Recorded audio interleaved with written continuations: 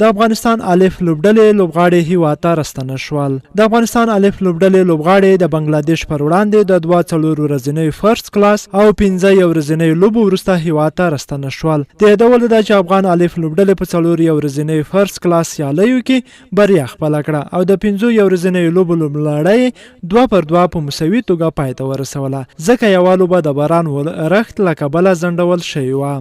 د بنګلادیش په خلاف د افغان الف لوبډلې د لوبغاړو کرداګي کریم جنت د سیریز تر ټولو زیاتې 9 وکټې واخیستې.